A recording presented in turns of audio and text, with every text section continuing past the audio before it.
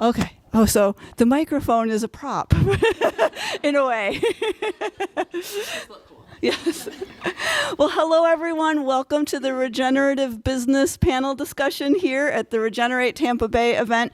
My name is Laura Oldanie. I am the founder of Rich and Resilient Living. I'm a green living and money coach based in Gulfport, St. Pete, Florida.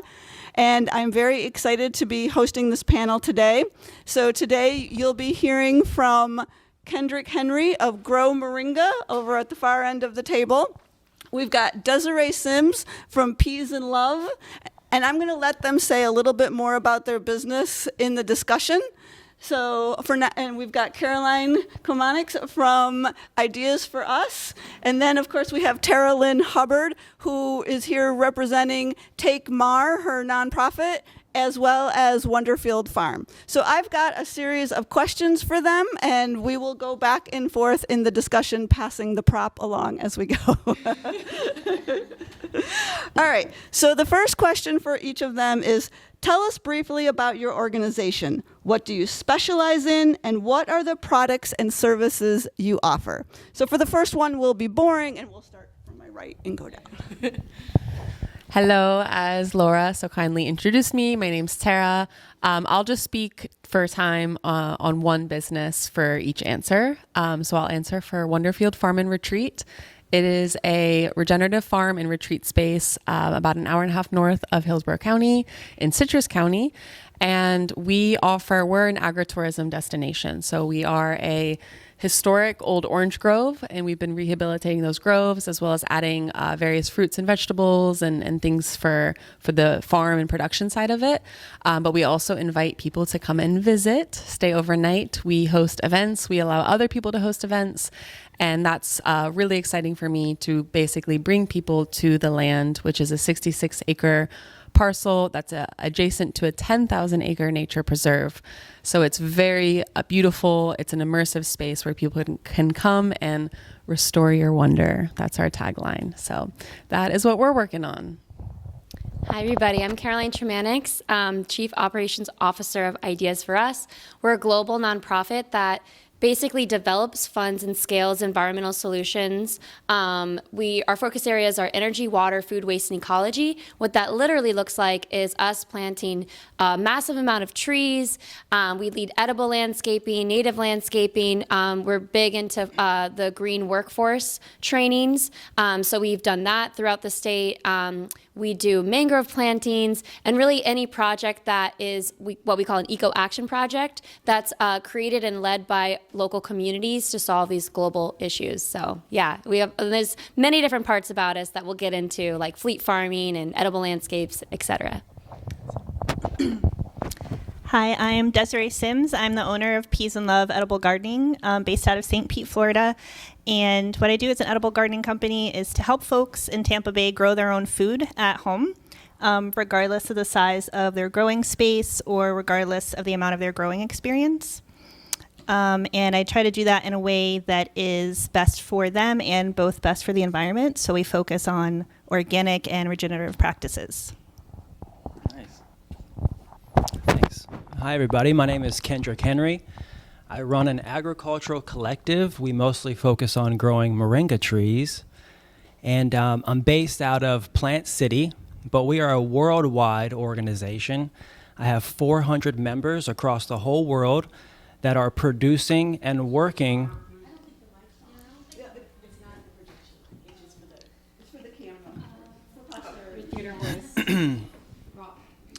So my agricultural collective is actually worldwide. There's over 400 people that are producing moringa to fulfill orders that we get on our online website. So it's really great to work together as a team, and we grow moringa trees to make tea, powder, oil, capsules, spice. We grow the seeds together. We have thousands of acres that we grow moringa trees on together as a team. And I'm the CEO and founder of the company. And thank you. Thank you very much for having me.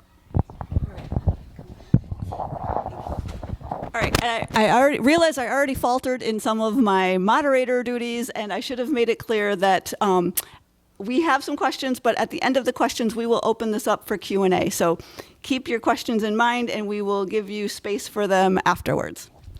All right, second question. How does your business model integrate principles of regeneration or resource management? And I'd like to go to Desiree next for that one. Sorry. Can you repeat the question? Yes. Sorry. I was expecting it to go. I'm going to try and change things up a little bit, not only to keep my speakers stimulated, but also the audience as well. How's your business regenerative? So how does your business model integrate principles of regeneration or resource management? Okay, so resource management, I think, so me being an edible gardening business, a huge part of my business is soil, right? So working to regenerate the soil here in Tampa Bay, what I mean by that is trying to make the soil healthy again, I guess, right? Just like your hat says, to make the earth great again, right? I'm trying to make our soil great again. So using regenerative practices in order to improve our soil health. And also by using organic seedlings and different amendments that are organic for our soil instead of using chemicals. Okay, great.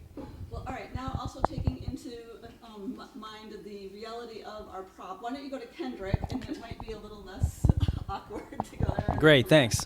So regenerative practices.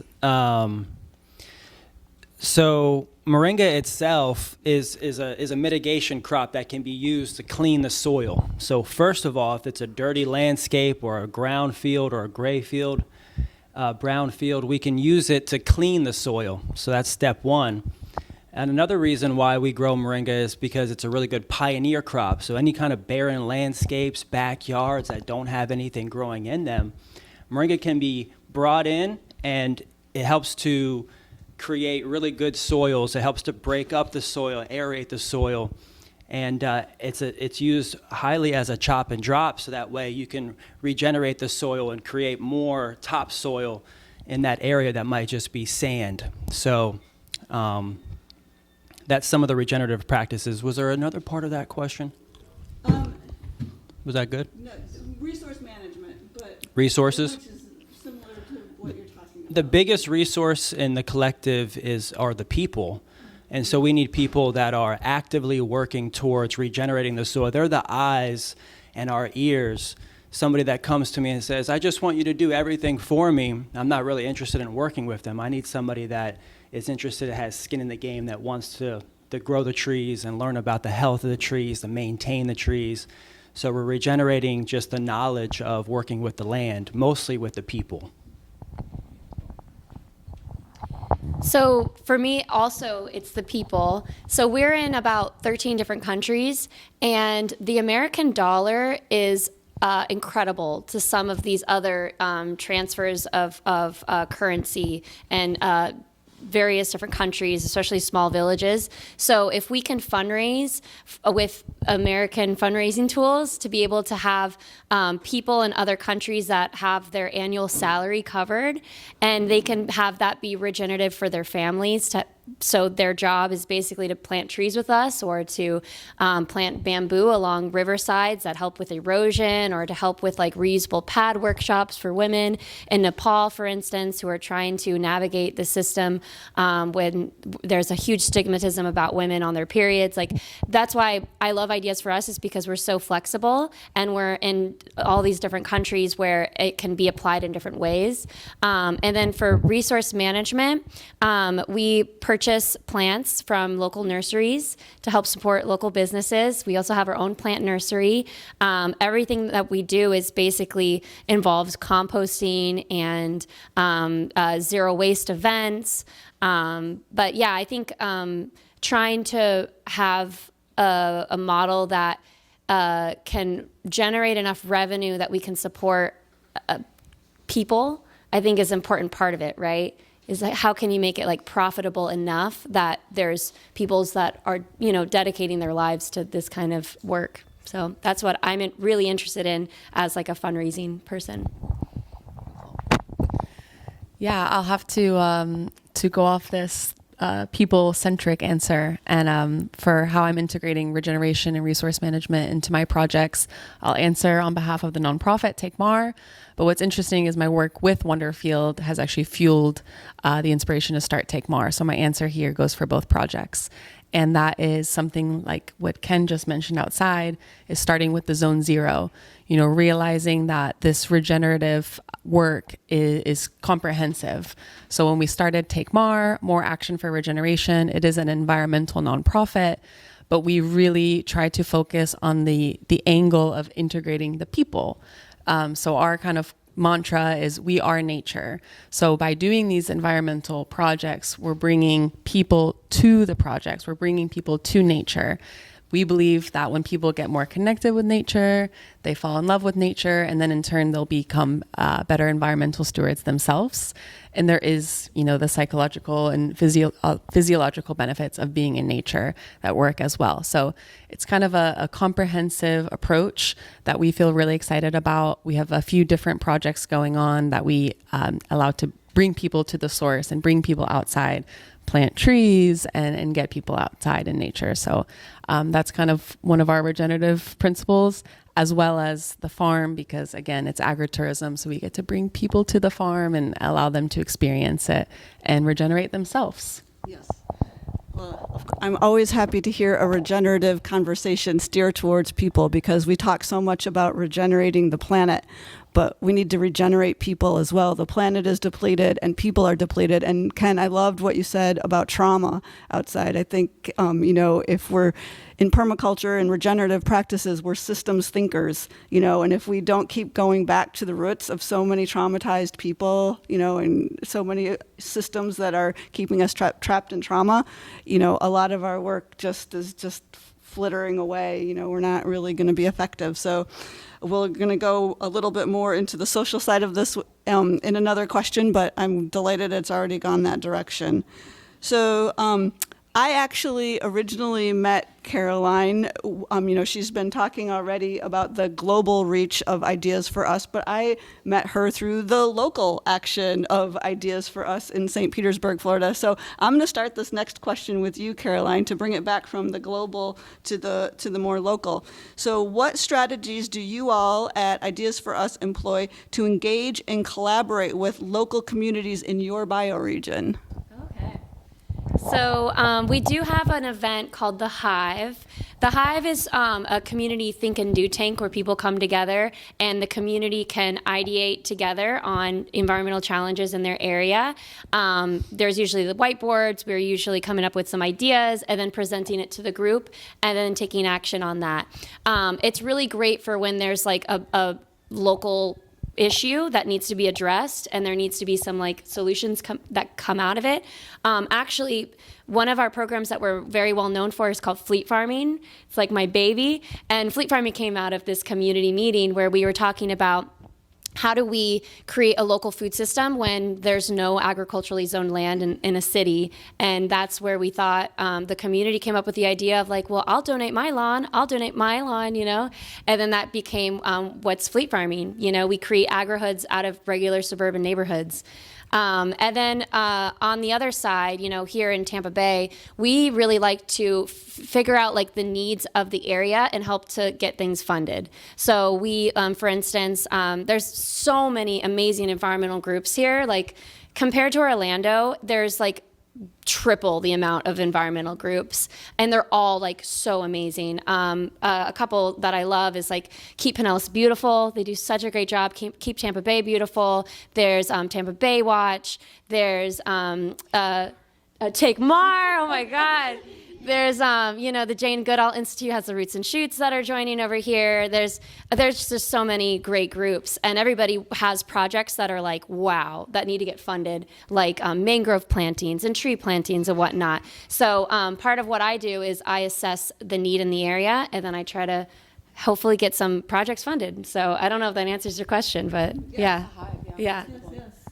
All right. Well, we'll pass it to Tara, and then we'll put it to the other end for answers. Yeah, so really my answer is through events. TakeMAR, what it stands for is More Action for Regeneration. So we've really tried to angle ourselves to be doing things. We get out in the community. We're working. We're hosting impact days.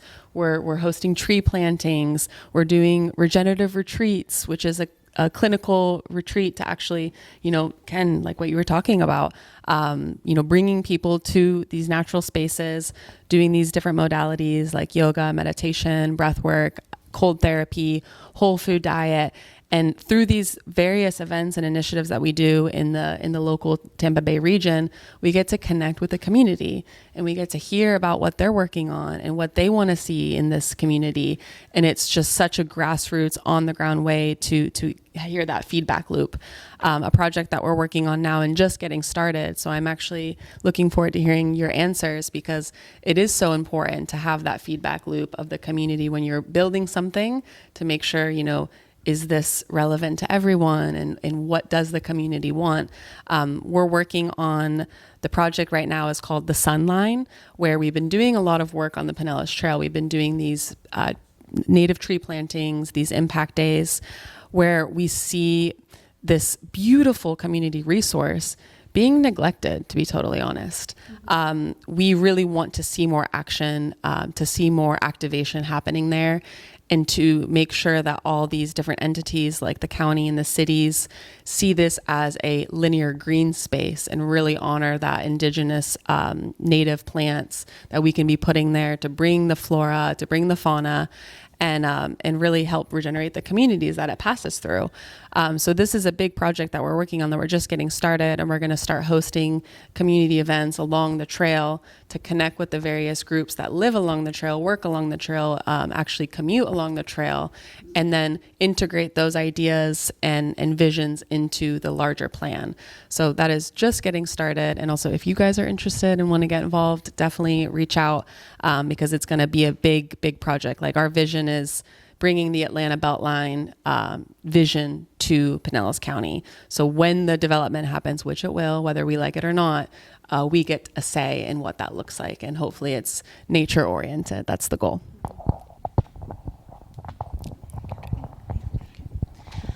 So I am pretty much a one-person show most of the time, and a small business based out of St. Pete. So the way that I engage looks a little bit different. But I volunteer basically in 3 different ways. Well, in a few different ways. One being through local schools. So I volunteer with some after-school garden clubs, teaching elementary and middle school kids about organic gardening, and also doing recipes with them from the garden at public and private schools, and helping school gardens out. And then I also offer free classes to the community. So I partner with different places in St. Pete just to go and teach an hour-long class on free organic gardening. And I do that as part of my commitment that I want to help people, like I was saying, no matter the size of their growth space or experience, but also regardless of their budget. So some of the services, right, you have to be at a certain income level for it, and I really want to make it accessible to literally everyone who wants to grow their own food. So that's one way that I engage and give back, is for free gardening classes. And let's see, the schools, the gardening classes, SUAC. Yeah, being a mom, yeah. Nice. So to foster local growers, I started getting calls all over the country. Hey, do you know somebody in my area that grows moringa? And I was like, I really want to get to know more growers. So I created a map of the world and started putting people that I knew on this map. And so they have a pin on the map. So when someone calls me now and they're like, hey, do you know somebody in California? We can go to this map, and we use this pin on the map to essentially sell moringa locally, which is really, really great. So just creating local businesses. When someone calls and say, hey, do you know somebody in my area? Yeah, just go to the map. It's really great. It's freeing from me, because I don't actually have to fulfill that order or ship that order all the way to California or Texas. I'd rather have people come and visit me. I'm open 10 to 2 every day. I'd rather have just local people come and visit me. I have a huge local base. I was at farmers markets for about 5 years in the area just selling moringa. So people locally know me, but there's more orders coming in that I can handle. So that's where I gathered people and formed this collective to where now we team up and we're making sales all over the country. And so even when someone buys from my website, Moringa, I'll take a look at where that order came in from, and then I'll hit up one of my members in that area to see if they have the supply, and they fulfill the order for me. So now we're starting to expand out to where it's a fulfillment by member organization, where the members who are growing, and I'm teaching them and I'm training them how to grow Moringa, how to package it, how to take care of it, how to maintain the trees, how to dry it is one of the biggest things. And then how to just put it in a package and put a label on it. And then I teach them how to ship it out to buyers all over the country. So we really want to maintain this local presence with our company. And so that way when people shop with us, they know that it's local USA Moringa, which is rare because most of the Moringa that comes in from the world is 99% imported, which is the reason why people don't really like it. It's brown. So we really want to change the concept, the look, the feel, the smell, the taste of what Moringa really is. The industry, the branding of Moringa itself, when you think of it, we want it to be fresh and local and not just imported all the time. So that's what we're doing as a team. There's 400 growers around the country that are teaming up and putting their supply in the pool to be able to fulfill orders together. So local. All right, so even in operating a conventional business, it can be challenging. There are ups and downs. But now when we add this regenerative layer to it all, that's a whole new spin. So let's get to the reality of being part of this exciting, new, beautiful, regenerative sphere, but also trying to operate a profitable business within this realm. So can we talk about some of the challenges you've encountered trying to operate a profitable business, a regenerative business, and what approaches you've taken to overcome those challenges? Terrible to say. All right. Yes, very relevant for me right now, actually.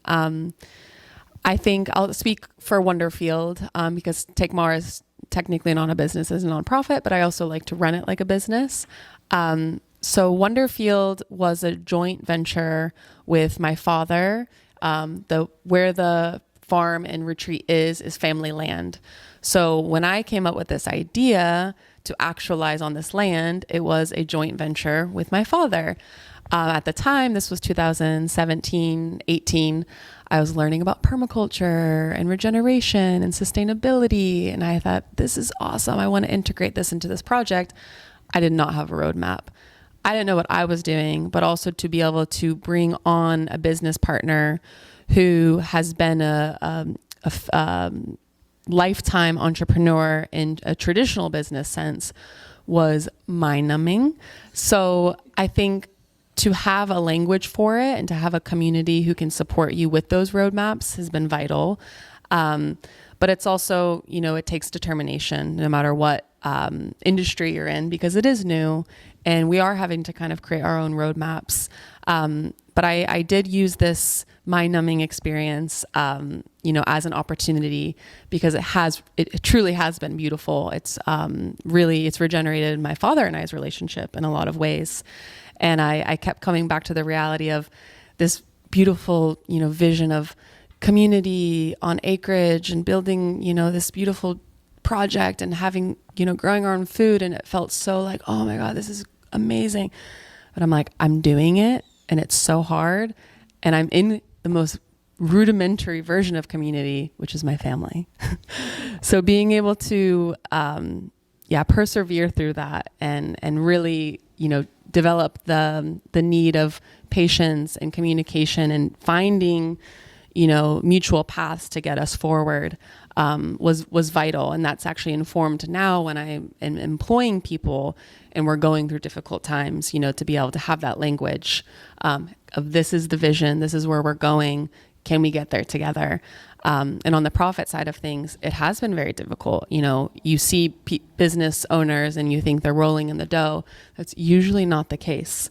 And we have not been profitable. And last year was really difficult for us because we had a slower summer than usual. And we had brought on 2 new staff. And it was very difficult. So I had to come to terms with our current situation. And part of the communication is just transparency. You know, I sat down with our new staff, who we hired about a year ago, and said, this is where we're at. Boom, slap down the P&L, and said, we have to change something. But again, a traditional, an old school version would be, you know, hey, we don't have money to pay you anymore. You're fired. But it's like, hey guys, this is the situation. I cannot afford to pay you anymore.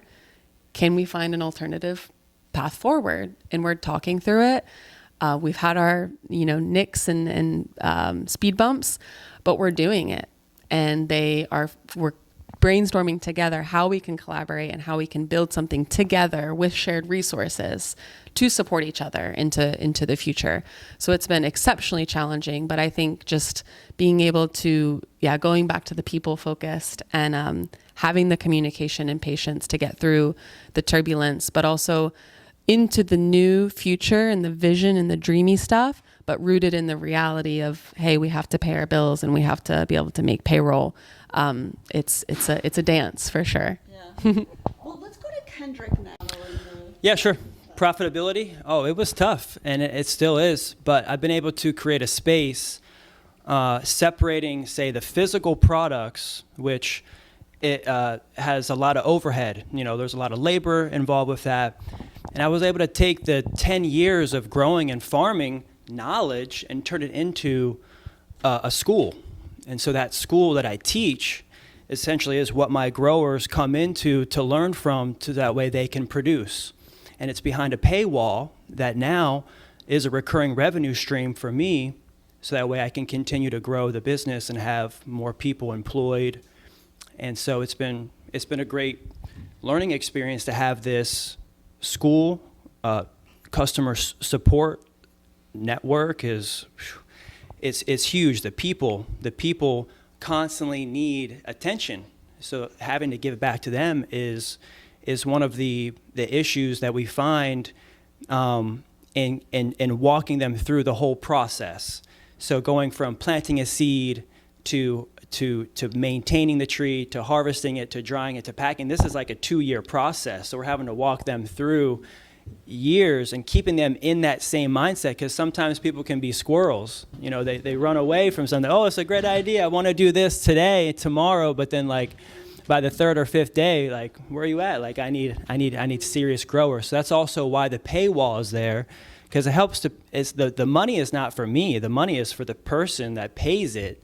When they pay that money, then they feel more likely to use it and not waste their time or my time even. So it's been really helpful. The book is we use a platform called Mighty Network, so everything is private in an app, and so members have access to this app 24/7, where we have webinars, teaching, classes, courses, certifications to get them through each one of the steps. And it's been a really great, rewarding place to also get to know all the growers as well. So that the big profit for me is actually the relationship. I'm actually really happy getting to know everybody in the collective one-on-one, but also as a group. And so that's now allowing us to grow as a collective. So one of the things that I do offer in my collective is ownership. So that's a big part of our collective is still maintaining that co-op model. So a co-op model is like a small, like state-run kind of model. Like they keep businesses very small. And I was starting to have people interested in joining my co-op in California or Texas. So we grew from a co-op model to a collective model. And now we manage small collectives in different states. So we have clusters of growers in California that they have a co-op, and so we're managing them to help them get profitable and teaching them all the steps in producing a final product. So so profitability is now coming in. So it also varies in season. We have a tree that's a summer tree, So we're high profits in, say, like a big part of the year, like a half a part of the year, but the other part of the year when sales and maybe people, the buyers may want sales and they're accustomed to buying during like holiday seasons, we have to make sure we have that stock in place to make sure to keep our sales up and things like that. So having a network, systems, automations, these are all things that help us maintain profitability. So challenges I've encountered operating a profitable business in alignment with regenerative values. In regards to keeping the talk about people, as I was saying, I'm pretty much a one-person show. So it's been keeping myself regenerated enough to keep the business profitable, right? And just this past year, I feel like is where I really made that turn. And what I did actually, I slowed down a lot. So, which may sound counterintuitive, but I myself personally slowed myself down a lot. So I started making like realistic to-do lists. Yeah. Started sleeping way more, and just making these really, these things that seem small, these changes, but that really regenerated me, gave me more mental power, gave me more physical power, to be able to go out and do very labor-intensive work, and just really regenerated myself so that I can serve my business and serve my customers more. So, yeah.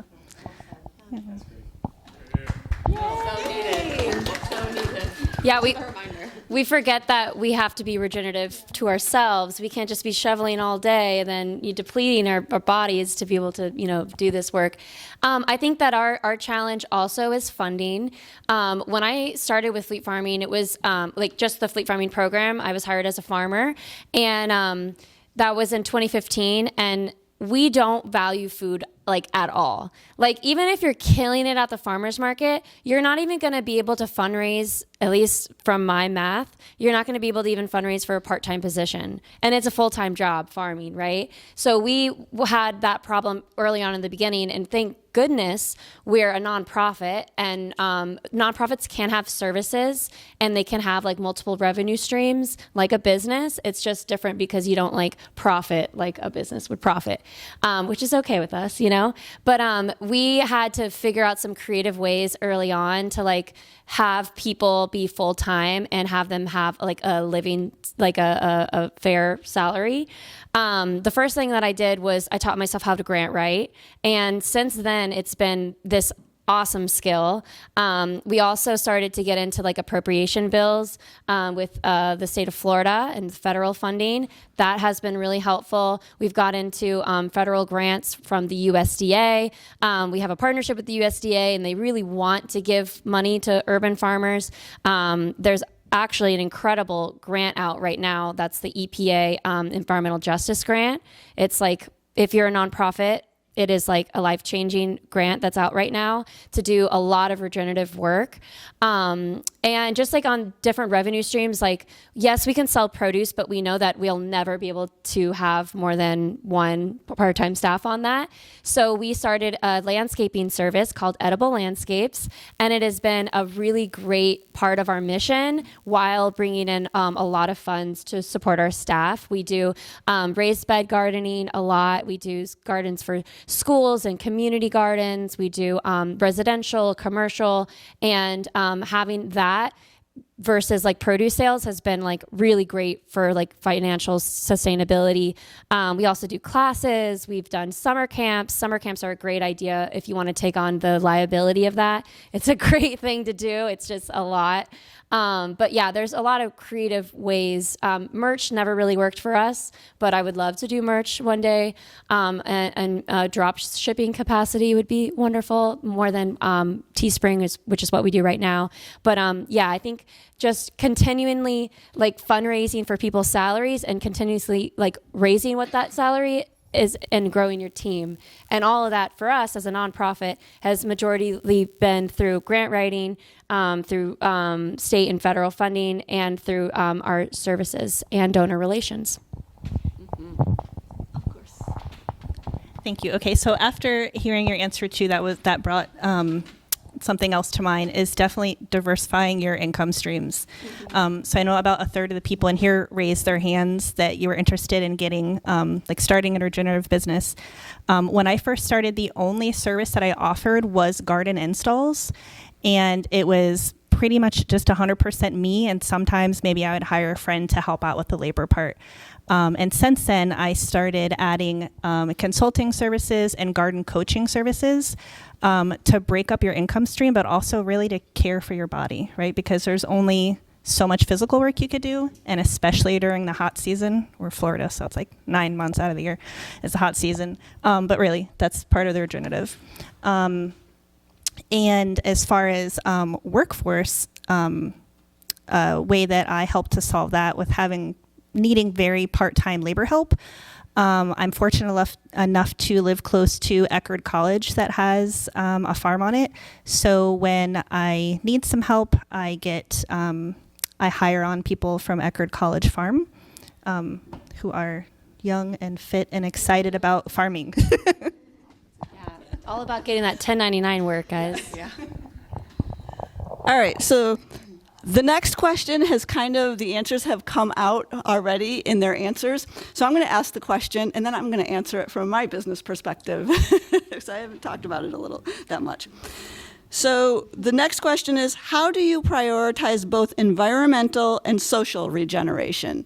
And the reason I wanted to step up and say something about this is because my work, when we think about regenerative work, we often, first and foremost, like the top regenerative search is regenerative agriculture. Mm-hmm. That's the top hashtag. And that is a big, big part of it. But like Ken has said with the trauma, and we've said before, we need to regenerate people as well. And so when we talk about permaculture, then there's this niche of social permaculture, which is 100% full-on permaculture. And so my work falls in that realm of social permaculture. When I got to permaculture, I had a 401k that did not make me feel good about what it was supporting. When I got to permaculture, I wanted to ask questions about money and economics, because we talked about, Desiree said, about the multiple streams of income. That's so important, and that's just a small part of it. But that is the diversification. We talk about diversification and biodiversity. We have to be diversified in our income streams. And so I'll just leave it there, that's another social side of regeneration as well, a very powerful side. And now I would like to open this up to questions, because we've got a lot of beautiful people here. We've had a lot of thought-provoking comments. I don't know if I go around with the microphone to record the questions. I could reiterate the question. Okay, that's true. Okay. That's probably easier. Okay. Oh. The free? Financially resilient and economically, ecologically, and ethically empowered. That's like how to build the life of your dreams without losing your soul or destroying the planet. It was the missing permaculture roadmap. Talk to me afterwards. Yes, Lisa. Okay. Thank you all for sharing. Thank you all for sharing. It does feel weird, doesn't it? I wanted to ask you all, as we all know, Mollison did state that permaculture is based on indigenous practices. What are you all doing to acknowledge the origin of what you're teaching, and are you using your financial resources to invest in indigenous communities? Well, I'll start. One of the first investments I made with my 401k when I took it out of the stock market was in an indigenous food business. So I was able to find that online on an online platform. And I often acknowledge in the work I'm doing and talking about building wealth, true wealth, climate resilient wealth on our climate challenge planet, that the wealth building mentality and these forms of capital that I'm talking about, this was the indigenous perspective on wealth building all along. So I like to highlight the stories. So some of the work that we're doing with TakeMAR is out at Egmont Key. So there's the island in the mouth of Tampa Bay. If you're not familiar with it, definitely go and visit. It has a very dark history of the Native Americans. The Seminole Indians were actually taken to Egmont Key to be imprisoned temporarily, before they were taken out west. So really it was in Florida, the start of the Trail of Tears. There's very little information on that out at the island. And that is a huge initiative that we're undertaking with TakeMAR and the Egmont Key Alliance to highlight those stories, provide more literature out at the island, being more involved with the indigenous community, the Seminoles, to highlight their stories out there. But even, every time I'm out there, anytime I'm hosting a walking tour, I say, has anyone heard of Polly Parker? There's no hands. Has anyone here heard of Polly Parker? Okay, I got to tell a story. Polly Parker was a Seminole Indian who was imprisoned on Egmont Key, taken to the panhandle of Florida in the big ship, stopped for a fuel stop before they were taken out to Mississippi or wherever it was. What was that? Yeah. Oh, well, spoiler alert. So a lot of the people were getting sick on the trip. So Polly Parker and a few of her fellow Seminoles said, hey, we're going to go harvest some herbs to help treat these sick people. Yeah. Okay. Their guard went with them out into the woods. As they were, I always get chills when I'm telling the story. As they were getting the herbs, Polly Parker did the signal and they scattered. Only a few of them, I think it was Polly Parker and only a couple more made it, but they tracked from the panhandle to their tribe in the south of Okeechobee by themselves and made it. And this was at a time in history where people were getting paid for Seminole scalps. And they made it back to this Okeechobee, and to this day, majority of the Seminole population can trace their lineage to Polly Parker. So absolute legend. And I love telling this story because it's so vital. So that's how I'm doing it. Wow. So in the different countries that we serve, they're usually led by people that are from those small villages and that they've had their families in those areas for generations.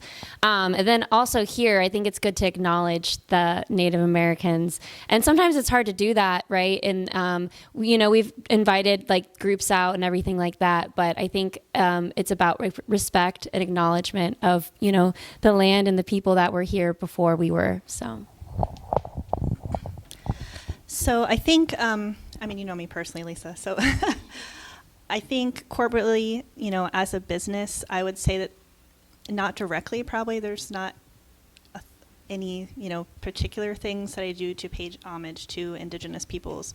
But personally, as very, right, just the way that we live, the honor that we give personally with me and my kids, what I teach them, what we read, and really just how we live our life, like give honor to that. But my business life and my personal life are so intermingled that, yeah, that's how I would answer how I'm. Well, and installing Seminole pumpkins in people's yard. True, yeah, even with that is true. Even the crops that we plant, the seed saving techniques and everything, that when I do garden coaching and then I'm teaching people, that's a good point. I am teaching them those practices and letting them know, where they originated from, where I learned it from, what this is rooted in, and definitely not taking like credit for that and not letting modern even organic farming movement like take credit for that, but really letting know, the credit where it's due. Well, Moringa is native to India, and what I like to teach people is that the way Indians mostly eat Moringa is from the drumstick, the vegetable. The most valuable part of the tree is actually the drumstick, where the seed is. So I like to teach people to carry on the practice of eating drumstick soup as a main way of consuming someone's tree. If you have a tree that has drumsticks, the best way that you can care for the tree is actually harvesting the tree, because it's a soft wood and it helps to regenerate the tree and have fresh, new, lively greens. The more that you eat it, the more that it gives back. So I teach a lot about the native cuisine that people use Moringa, eating the drumsticks, the leaves, and also pressing the seeds to make the oil is a big part of traditionally eating, covering the body with the oil during practices, massage. It's a moisturizing oil and can be used in ceremonies and things like that. So just trying to teach the native recipes and cooking, mostly about how it's been used for thousands and thousands of years. Moringa is in the Mahabharata, which is over a 5,000-year-old text about how to use Moringa to prevent over 300 known diseases and illnesses just through consuming it, eating it regularly every day in small amounts, whether it's in a tea or a capsule or a powder or an oil. You're getting the good stuff. And it doesn't have to be like, I need this, but it can be much more of a flow continuum throughout the day or the week. Any more questions? Another question? Lively audience out there? All right.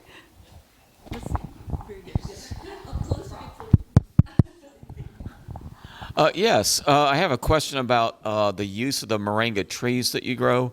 Do you use all parts of the tree? Yes, nothing goes to waste. Oh, can we get into the microphone for the answer? Could you repeat that? Yeah, nothing goes to waste. A big part of what I do and teach is how to use the whole tree in the industry, because most people just know about the leaves or even just know about using it for human consumption. But actually a big part of the industry around the world is growing moringa for fertilizer, for plant food, and then also for animal food. It's actually consumed more for plant food and animal food than it is for people food. So a big part of using the tree, the whole tree, the shoots, the roots, the stems, the leaves, is using it for plant food. We make a fertilizer with it, and then also making pellets for animals. But then also we have the teas and the powders and the oils for people too. So yeah, using all parts of the tree is really important, especially the drumsticks, the flowers. We dry the flowers and we use those, and also garnishes and teas and things like that. Nothing goes to waste. That's a big part of what we teach. Actually, there's a wing that's on the seed. I sift the wings off, and I actually make paper out of those wings. So I continually make things out of the things that we're using and processing from this packaging process. No waste. No waste. I think you found your plant, by the way. I think you found your plant. She's my first wife. Any more questions? Oh, all right. Something close to my heart lately. Won't tell a story, but just the question is, how are you all in your pursuits? I wasn't here for the whole presentation, but create systems that allow for people with broader ranges of financial accessibility to access your services, and how can we make that a future where there's less need and more abundance through those systems? So through grants, we have free garden services for a specific zip code in Orlando that has a very rich history, very interesting history. Actually, there's a street literally called Division Street, and it was a street to separate the black population from the white population in Orlando.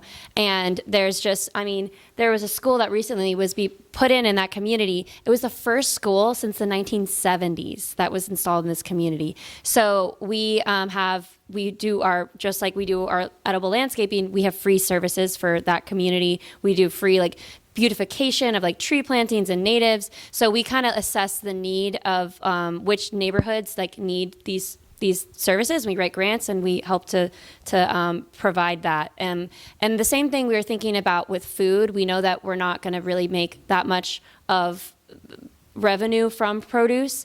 We're thinking about maybe, switching up our system and just bringing that food directly to schools and their free pantries. Instead of just trying to make it work at a farmer's market, which we love our farmer's market. We don't want to leave it. We love the SNAP certified farmer's market. But if we're in that position where we can do that, I think the free community fridges at the schools and destigmatizing that and making it cool to bring home produce, is one of the things that we're thinking about. Yeah, one of the things I was saying earlier is that I offer the free garden classes to the community in St. Pete, and partnering with different places in St. Pete that will allow me to come and teach the classes. And I do that as a commitment to, I want people to be able to grow their own food regardless of their income, or at least to have that knowledge, right? It's not, this isn't like proprietary information, right? How to grow your own food. So if I'm only offering services to people who can afford it, then I'm not doing a justice to people or to the planet, right? Like, this is a knowledge that should be shared. I'm passionate about it, and I'm fortunate enough that I get to do this for a living, but also I want to help whoever needs the help. So that's one way I do it. And then I do also offer free gardens. That's really cool because I never thought about offering it to an entire community. I usually just put it out on social and email blast of, for however many garden installations that I get, I offer a free garden to someone in need.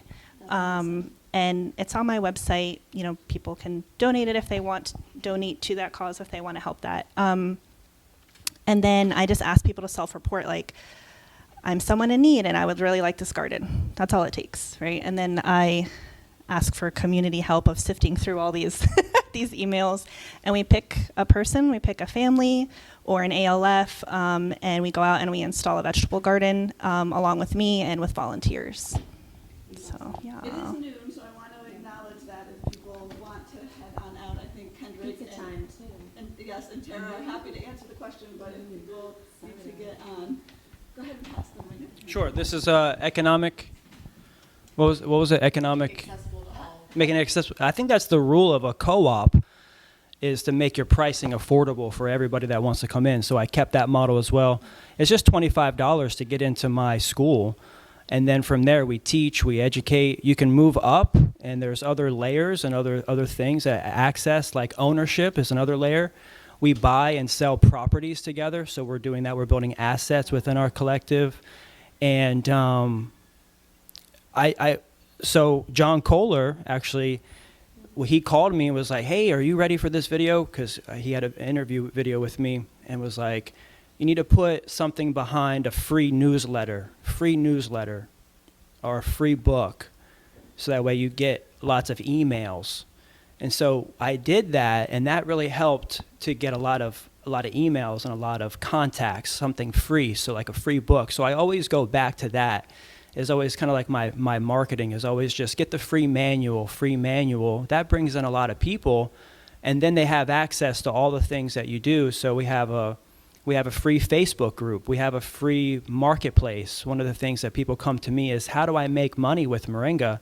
Well, just make a post in my Facebook group and tell people that you have something for sale, and put a price on it, and put it in a package and make it look good, and finish it up. And so I put a label on it, cottage rule label on it. So we teach people for free just how to get to a final product, because once they get to a final product, then they're like, how can I make more? And that's where we come in, and we can fulfill orders together as a team, so that way they have more opportunities to make even more income from Moringa.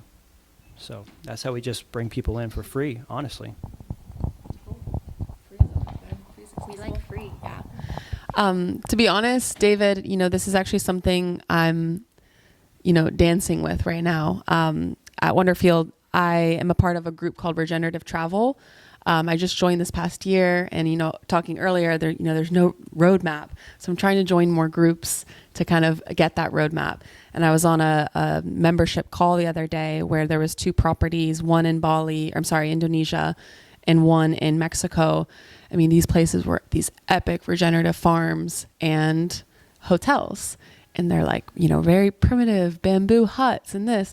And I go on their websites, and these people are charging $600 a night for these hotel rooms. And I'm over here like feeling shitty for my prices. But then I asked them, I said, how do you justify charging rates that no one in your community can afford? And they said, hey, we're providing one created a trust, a regenerative trust, that a percentage that the guest pays goes to a group, a nonprofit that then helps, goes right into local nonprofits, and they're providing jobs, and there's these various things. But I am dancing with how to make this affordable, but also regenerate my own business. And you weren't here, but I was sharing, we've been struggling with profitability. We've gotten to the point where we can't afford some of our staff, and I've had to have those tough conversations. So maybe if I did charge more, I could be providing these jobs. And it sucks because as a regenerative business, you want to invest in the regenerative parts, but I haven't figured out a way to make that profitable. And that sucks. So yeah, that's definitely a dance that I'm continuing to salsa with. But yeah, always happy to hear ideas and innovations and opportunities. Sorry, I keep hearing things want to go back. Another thing is offering sliding scales. So when I do offer, let's say a paid class, right? I teach classes here at Sweetwater sometimes, and I loved that. So I already had instituted a sliding scale for my paid classes, but that's one of the part of teaching classes here at Sweetwater is they say, hey, there's a certain number we're going to offer discounted and a certain number we offer at full price. Like, do you agree to that? And I was like, that's great because that's already the model that I use for my paid classes. So even advertising that, like, I offer sliding scales for classes. So just trying to make the price point something, for everyone. And also sometimes just offering classes that say, pay what you want, regardless of what it is. I will say, there are some opportunities with the business, with Wonderfield to engage. There are lots of community classes that we do and free opportunities to engage with the project. Also on the nonprofit side of things, I'm going to echo what Caroline said with grants. So we've developed this program called Regenerate RX Retreat. The whole aim is to create a clinical retreat that's actually can eventually be prescribed. That's our big vision. For people struggling with anxiety, depression, and even PTSD. We did one project where we offered a business to consumer ticket rate, very, low cost. And we offered a couple of scholarship positions, but I realized I had such a limitation in my network because we offered 2 scholarship positions. And I'm advertising these scholarship positions, and the people that are applying to get a free scholarship because they're financially in need, I'm looking at these names and I'm like, I know you. Like, I know where you live. Like, how am I going to be able to touch the people who the underserved populations who really need this work?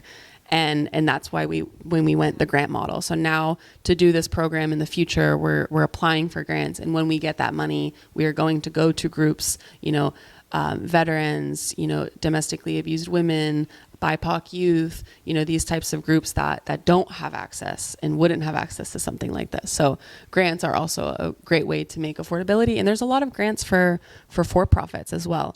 A newsletter that I subscribe to that I really love is through Cornell. They send out a monthly grant opportunity list of just, tons of different grants and various assistance. Yeah.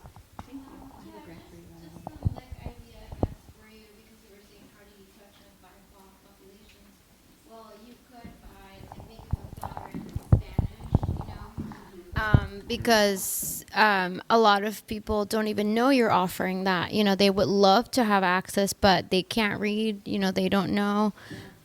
And they don't know that you have grants.